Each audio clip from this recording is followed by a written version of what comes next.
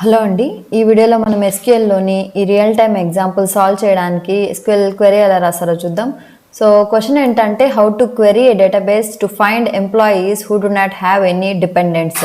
So ఈ topic గురించి మీకు ఎక్స్ప్లెయిన్ చేయడం కోసం నేను ఇక్కడ ఆల్రెడీ ఎంప్లాయీస్ అండ్ డిపెండెంట్స్ అనే టేబుల్ని క్రియేట్ చేశాను. అందులో కొన్ని రోస్ని ఇన్సర్ట్ చేశాను.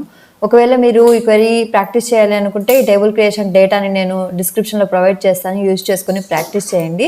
సో ఫస్ట్ మనం ఇప్పుడు ఈ టేబుల్స్లో ఏమున్నాయో చూద్దాం. సో ఇక్కడ మనకి 2 టేబుల్స్ ఉన్నాయి, ఒకటి ఎంప్లాయీస్ అండ్ ఒకటి డిపెండెంట్స్. సో డిపెండెంట్స్ అనే టేబుల్లో మనకి 3 కాలమ్స్ ఉన్నాయి, dependent ID, employee ID, dependent name. So each ఎంప్లాయీకి వాళ్ళ డిపెండెంట్స్ ఎవరు అనే ఇన్ఫర్మేషన్ ఈ టేబుల్లో ఉంది. సో ఎంప్లాయీ ఐడి అనే కాలంలో ఎంప్లాయీ ఐడీస్ మల్టిపుల్ టైమ్స్ ఉన్నాయి, ఎందుకంటే వీళ్ళకి మల్టిపుల్ డిపెండెంట్స్ ఉన్నారు.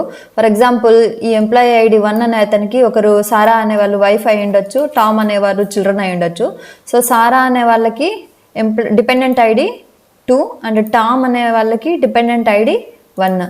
సో మల్టిపుల్ టైమ్స్ ఇక్కడ ఎంప్లాయీ ఐడీస్ ఉన్నాయి. సో ఫస్ట్ మనము డిపెండెన్స్ టేబుల్ నుంచి యూనిక్ ఎంప్లాయీ ఐడీస్ని రిట్రీవ్ చేద్దాం. సో దానికి క్వెరీ ఎలా రాస్తామంటే select employee ID from table name వచ్చేసి డిపెండెంట్స్. సో మనకి యూనిక్ ఎంప్లాయీ ఐడీస్ కావాలి కాబట్టి నేను ఇక్కడ డిస్టింక్ట్ కీవర్డ్ యూస్ చేస్తున్నాను. సో ఫస్ట్ మనం ఈ క్వెరీ రన్ చేద్దాం. సో ఇక్కడ అబ్జర్వ్ చేయండి, మనకి డిపెండెంట్స్ అనే టేబుల్ నుంచి టోటల్గా 26 ఎంప్లాయీ ఐడీస్ వచ్చాయి. ఇక్కడ ఎంప్లాయీస్ అనే టేబుల్లో చూడండి, మనకి టోటల్గా 30 రోస్ ఉన్నాయి ఎంప్లాయీ ఐడీస్లో. అంటే 27, 28, 29, 30 అనే ఎంప్లాయీస్కి డిపెండెంట్స్ ఎవరు లేరు. సో మనము ఏ ఎంప్లాయీస్కి అయితే డిపెండెంట్స్ లేరో ఆ ఎంప్లాయీస్ని అవుట్పుట్లో చూపించాలి. సో నేను ఇప్పుడు ఈ క్వెరీని సబ్ క్వెరీగా ట్రీట్ చేస్తున్నాను. సో దీన్ని నేను పారెంథసిస్లో పెడుతున్నాను. సో ఇప్పుడు నేను అవుటర్ క్వెరీలో సెలెక్ట్,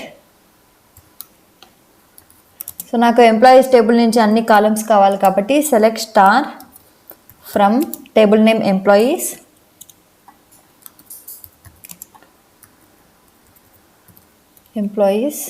సో ఇక్కడ నేను వేర్ క్లాస్ యూజ్ చేస్తున్నాను.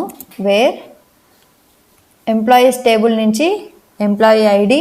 సో ఎంప్లాయీస్ టేబుల్ నుంచి ఎంప్లాయీ ఐడి అనేది నాకు డిపెండెన్స్ టేబుల్లో ఎంప్లాయీ ఐడీస్లో ఉండకూడదు. సో నేను ఇక్కడ నాట్ ఇన్ అనే కండిషన్ యూజ్ చేస్తున్నాను, నాట్ ఇన్. సో ఈ సబ్ క్వెరీ ఇచ్చేసాను. ఓకే, సో ఇప్పుడు నేను ఈ క్వెరీ రన్ చేస్తే ఏ ఎంప్లాయీస్కి అయితే డిపెండెంట్స్ ఉండరో ఆ ఎంప్లాయీస్ మాత్రమే అవుట్పుట్లో వస్తుంది. సో ఈ ఎంప్లాయీస్ 27, 28, 29, 30 అనే ఎంప్లాయీస్కి డిపెండెంట్స్ లేరు. ఈ వీడియో కానీ మీకు నచ్చినట్లయితే తప్పకుండా లైక్ చేయండి, సబ్స్క్రైబ్ చేయండి. Thanks for watching.